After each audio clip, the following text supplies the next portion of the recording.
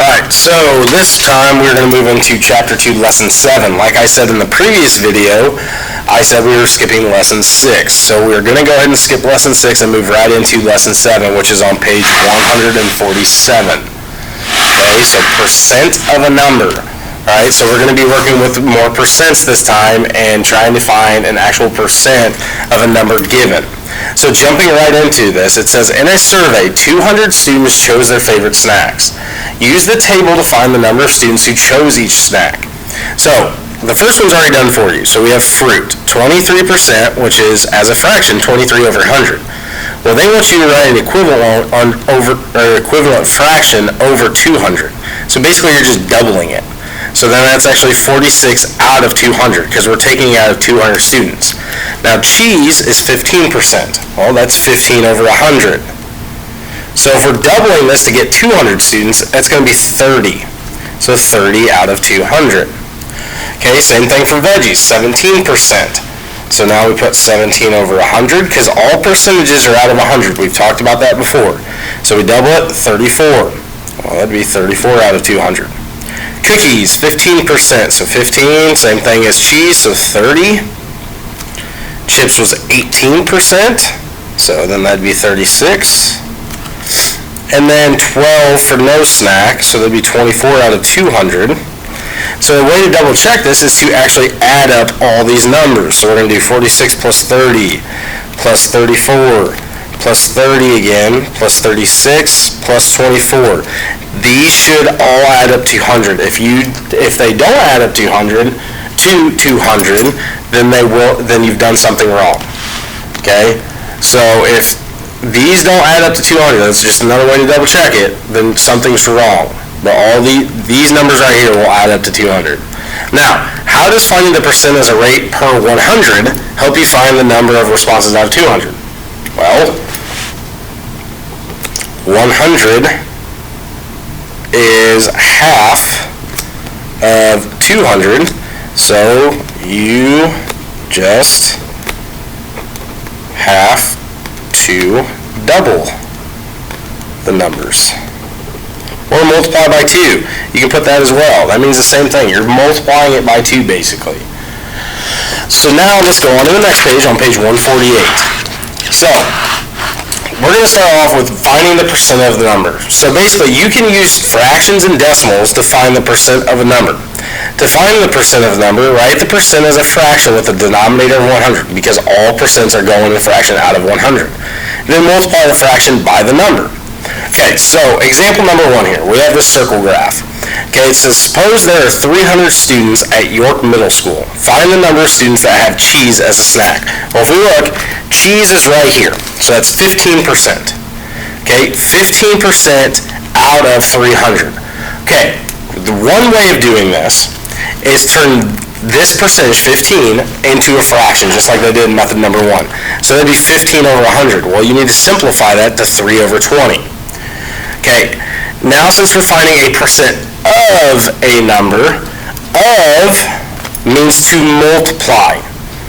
So we're just going to be multiplying right now. That's all we're doing here. Okay, we're multiplying to find the percent of a number. Of means to multiply. So the first method was to change it into a fraction. Okay, so we're going to do 3 over 20 times 300. Well, that's just 3 over 20 times 300. Well, all whole numbers go into a fraction over 1. All whole numbers, so if it was 2, it'd be 2 over 1. And so on and so on, okay? You have someone right now? I can always add more, because I don't have a lot. I just have... Alright, so continuing on with this. So like I say, all whole numbers go over 1 in a fraction. So now all we have to do is multiply. But you can actually just multiply across just like the numerators and then the denominator. So that would be 900 over 20. Well, we divided 10 out. That would be 90 divided by 2, 45. Okay, that's with the fraction way. The other way is turning it into a decimal, the percentage, and just multiplying the decimal times the number. I prefer this method because I think it's a lot shorter steps, and it's just literally dealing with these two numbers. You're not doing any fractions, it's just decimal times a whole number. Okay, so that would be 1500s, 0.15, like we know, because it's 15%, and then multiply by 300, and there's your answer. So, like I was saying, I prefer the decimal method more, but it's totally up to you. If you like to do it in the fraction way, go right ahead. You're going to get the same answer every time, no matter which method you do it, as long as you're doing it correctly.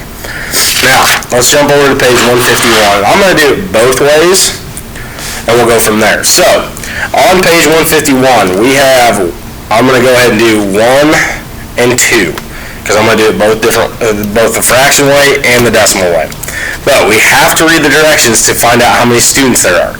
So the cafeteria at Midtown Middle School surveyed 575 students about their favorite food. Find the number of students that responded for each of the following. Well, the first one here is chicken at 8%. So if I'm going to make this a fraction, it's going to be 8 over 100. Well, that can be simplified by dividing by 4. So 2 over 25. All right, so we have our fraction times this number right here, 575 over 1. Okay, so then you multiply this out. I'm actually going to simplify before we multiply. That is an option, because 25 does go into 175, or 575, so it's 1, and then it will be 23. So then it's just 2 times 23, which is 46 students. Now, like I was saying before, on number 2, salad is 20%. I'm going to change this to be a decimal. So remember with that decimal trick, we literally put the decimal behind the number. Since it's a percent, we go back 1, 2 to the left. So it's actually 2/10 or 0.20. If you want to put the 0, you don't have to, times 575. So they are literally just multiplying 575 times the 2/10, 0.2, which is 115 students chose salad. So that's how those work. All right? So it's either do the fraction way or do the decimal way. And like I was saying, I prefer the decimal way because in this next part, it's going to help you out in the long run. But it's whatever's easiest to you. I think this one's easier for me. That's why I do it. That one's easier for me. It's easier for me to just be able to multiply this decimal times that number. But it's whatever's up to you. I don't care. Choose a method. Now, go back to page 148. And I want you guys to do letter A. Letter A does use this graph up here at the top in example 1, so you're going to have to go back to that. So go ahead and pause the video and do letter A, and then come back and we'll do it together. I'll do it both ways. Alright, now that you're back, okay, it says find the number of students at York Middle School that have chips as a snack. Well, chips is 18%. Okay, so if I do the method number 1 with the fraction, it's going to be 18 over 100. Well, that can be simplified by dividing by 2. Well, that'd be 9 over 50. You can't go any further than that. You're maxed out. So, times, well, there's 300 students total. And once again, like I said, I can simplify before I multiply. So, 1, 6. So, 54 students. 54 students. Now, I'm going to do it the decimal way, and I should get the same answer. So, 18%. I'm going to write this as a decimal. 1, 2, 1800ths times 300. So then I multiply this out, and I get 54 students. Okay? So that's how this is completed. Okay? Choose a method. I don't care which one. It's up to you. Whatever is easier for you. Like I was saying, the decimal way is easier for me. It might not be as easy for you. It's totally up to you guys. Okay? And then all you gotta do is multiply. Like I've been saying this entire chapter, all we're doing is multiplying and dividing, basically. Alright, so on the next page, we're gonna go to percents greater than 100% and less than 1%. So we dealt with this a little bit the other day too. Okay, so nothing changes here. You're still means to multiply. Of in math will always be to multiply. Alright, that's what it means. Now, if I have 145% of, which means multiply, 320, okay, I need to change this either to a fraction or a decimal. So they show you here the fraction way. So they put 145 over 100, you gotta simplify, so you get 29 over 20. That, to me, is just extra work that doesn't need to happen, because all you really need to do is turn this into a decimal. Well, we know if we start with a percent, we move it to the left twice. So 1.45 times 320. You multiply this out, you get 464. Okay, you're going to get the same answer. It's the same thing you're doing, it's just you're working with a decimal, not a fraction. Now, number 3. Okay, they're going to do both ways here as the fraction. I'm going to show you both ways. So if we do the fractional way here, so 220, we divide this out, and you're going to get 11 over 5, I believe. Yes, 11 over 5. Because you divide by 10, and then you divide by 2. So 11 over 5. So basically what this means is you're actually doing 11 over 5 times 65. So 11 over 5 times 65 over 1.